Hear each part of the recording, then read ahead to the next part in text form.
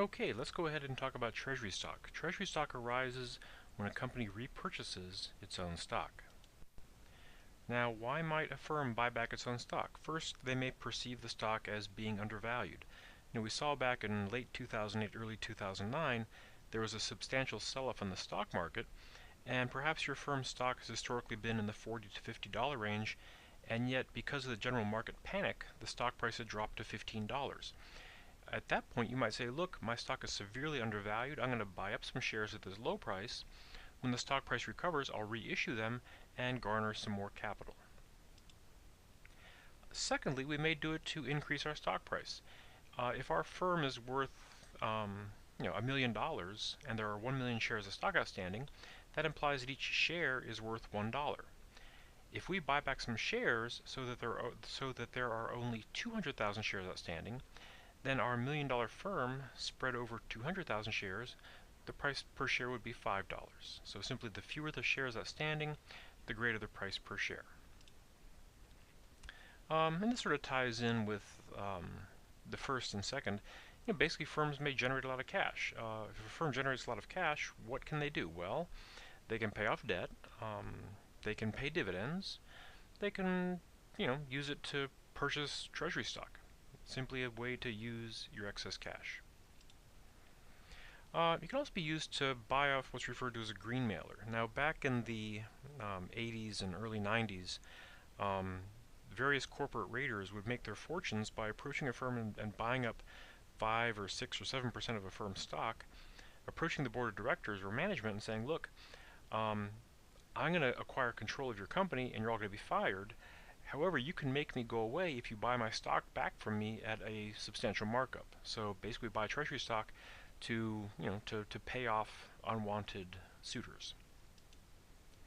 And finally, something that used to be very prevalent was to reduce the shares of stock in order to offset stock issued under stock options. Now, back in the dot-com boom especially, firms were issuing hundreds of thousands or millions of stock options to their executives. When the executives exercised these stock options, they would buy shares of stock from the company at some fixed price. There would be more shares of stock outstanding that would lower earnings per share and lower the price of the stock. So the company would often come along in the aftermath and buy up shares in the market in order to reduce the number of shares outstanding back to its previous level. Treasury stock is not an asset. You cannot have an investment in yourself. Instead, treasury stock reduces equity as a contra equity account. Basically, when you're buying treasury stock, you're distributing assets to the firm's owners. So when you have a distribution to the shareholders, that reduces equity. Now, there are two methods used in accounting for treasury stock. The first method is what's referred to as the cost method. And both of these methods are based upon what value do we assign to the treasury stock on our balance sheet. And under the cost method, we record the treasury stock at cost. And this is the only method that's really discussed in the text. The second method is what's referred to as the par value method. And under the par value method, we assign to the treasury stock its par value. Let's go ahead and take a look at an example. Let's assume we're going to start with 100,000 shares of $1 par value common stock, and we're going to have the following equity accounts. Common stock, $100,000. Again, that's 100,000 shares at $1 a piece. Paid in capital in excess of par, $900,000, just pulling that number out of thin air. And retained earnings of $500,000, again, pulling that number out of thin air. So there's basically part of our balance sheet at the start of this process. Common stock, paid in capital in excess of par, retained earnings, for a total owner's equity of $1.5 million. Notice I've got two accounts in there that we'll be using in the near future. Let's go ahead and assume we're going to make the following treasury stock transactions. First, let's go ahead and purchase 1,000 shares of treasury stock at $11 per share. Clearly, we write a check for cash for $11,000, and we record the treasury stock, the contra equity account, at the price we paid, $11,000. So after that transaction, again, the common stock account is still at $100,000. We still have 100,000 shares issued. It's just that of those 100,000 shares that have been issued, 1,000 are no longer outstanding. But those shares are still reflected in the common stock balance. they're still reflected in paid-in capital in excess of par.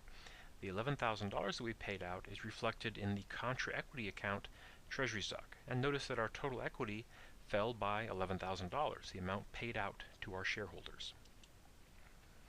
Now let's go ahead and assume we're going to reissue 400 shares at $12 per share. Now it looks as though we've made, it looks like a profit. We bought the Treasury Stock at 11, we sold it at 12, we made $1 per share, so in a sense we made $400. However, we can never ever have a gain or a loss from an equity transaction. Instead, that additional $400 we received is another form of additional paid-in capital. So, we received $4,800, 400 shares at $12 a piece.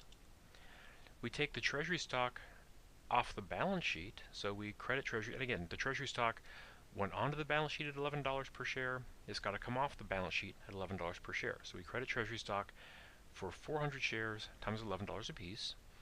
And the $400 extra that we receive is paid-in capital from Treasury Stock. So after the second transaction, again, the common stock is still stuck at 100,000. We haven't issued any additional shares or de-issued any shares. It's still 100,000 shares issued.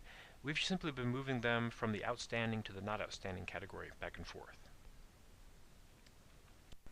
Okay, let's go ahead and continue the example. Here's where we left off after the previous transaction where we sold those shares of Treasury Stock. Now let's assume we purchase another 300 shares of Treasury Stock at $15 per share. Again, the easy part, we credit cash for $4,500, 300 shares at 15 apiece, and we record our purchase of Treasury Stock at its cost of $4,500.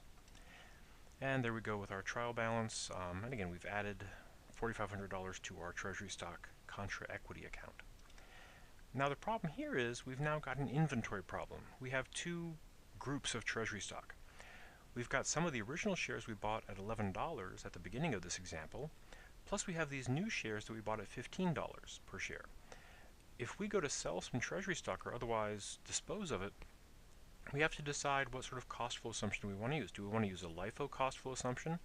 Last in, first out, selling the $15 shares first? Do we want to assume a FIFO cost flow, first in, first out, where the first shares we sell are the old $11 shares? Or do we want to use an average cost? We have to make some decision as to the inventory method we wish to use. Now let's go ahead and sell 500 shares at $9, and let's go ahead and assume a FIFO cost flow. That means that when we sell these shares, we're going to assume that we're selling the old $11 shares that we've got left over from our original purchase. Now in our Treasury Stock inventory, let's think of what we have. We have 600 of the first group of shares left, the ones that were bought at $11, plus we have 300 shares that we just bought at $15 each. So we've got a total of 900 shares with a total cost of $11,100. Okay, so let's go ahead and record the sale of those shares of Treasury Stock. And again, here's where we left off after the last transaction. And again, we're going to sell 500 shares at $9. We're going to record the receipt of cash, $4,500. And we're going to take 500 shares out of our Treasury Stock inventory. And again, we're using a FIFO cost flow assumption. So those 500 shares are going to come out of our original Treasury Stock, which cost $11 each. Now, if we sell the Treasury Stock for less than we paid for it, it looks and smells like a loss. Again, in this case, we bought it for $11, we sold it at $9. In a sense, we lost $2 per share. But again, we never ever call it a loss. Instead, it's going to be an adjustment to our equity. Now, with this paid-in capital Treasury Stock account, it can have a zero balance, it can have a positive or credit balance, but it can never have a debit or a negative balance. So in this case, to make this entry balance, we need a $1,000 debit. Again, in a sense, we lost $2 a share on 500 shares. What we'd like to do is put that entire $1,000 debit into paid-in capital Treasury Stock. But we look at our trial balance up above, and it says paid-in capital Treasury Stock 400. That means that the most we can possibly debit that account for is 400. That's going to take it down to a zero balance. The remainder of that debit that we need, the remaining 600, we're going to debit to retained earnings. And so after doing that, our updated owner's equity section, again, the common stock is still at 100,000. We haven't touched that through this whole we haven't touched that throughout this whole problem. Paid-in capital excess of par is still the same. The paid-in capital Treasury Stock is down to zero. And now we have taken away a little bit from retained earnings to, um, you know, to record that sale at less than cost. Okay, the last topic we have to deal with then is the retirement of Treasury stock. Retirement of Treasury, again, let's think what we still got on our balance sheet. We've still got 400 shares of Treasury stock. We've still got 100 of those we bought at the beginning at $11, plus we've got the 300 shares we purchased at $15 for a total of 400 shares with a balance of $5,600. And now we're going to retire those Treasury shares. To retire Treasury stock means essentially we are deissuing or decommissioning the shares. Up until now, those shares have been considered issued but not outstanding. Now we're going to take them and treat them as being unissued. We're going to deissue them. So what do we need to do? Well, we need to go ahead and take away those 400 shares from common stock. Again, the common stock account represents the shares that have been issued, and we are removing these shares from the issued category. So we're finally going to go ahead and debit common stock for $400. We also need to remove the Treasury stock. Again, these shares are going to not cease to exist. They're going to cease to be considered issued and held as Treasury stock. They're going to be put into the unissued category. So the Treasury stock is on our balance sheet at $5,600, and that's going to be eliminated. We're no longer going to have Treasury stock. We also need to remove the original paid-in capital in excess of par associated with these shares. Again, what we're trying to do is make it appear as though these shares had never been issued.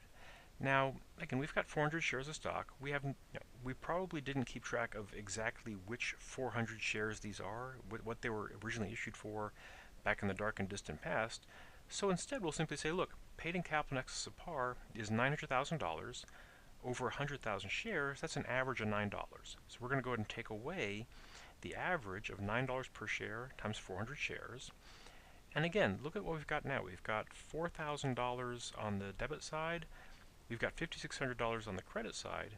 We need a $1,600 debit to make this entry balance. And it's going to be that same rule with the paid-in capital Treasury stock account again. We'd like to debit paid-in capital Treasury stock with the constraint that paid-in capital Treasury stock cannot have cannot have a debit balance. Paid-in capital Treasury stock has a zero balance right now, so we can't debit that. Instead, we're going to have to debit retained earnings. And so after doing this, there's our final trial balance. Now look at what's happened in terms of these accounts. Finally, after this retirement, the common stock account has dropped because, again, the shares have been essentially deissued.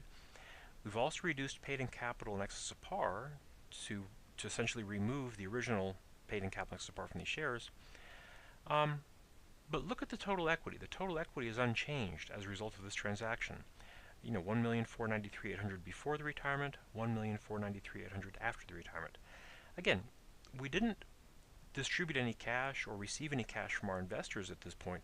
All we did was perform a bookkeeping entry to close Treasury stock against a bunch of other equity accounts. All we're doing is rearranging the owner's equity section of our balance sheet.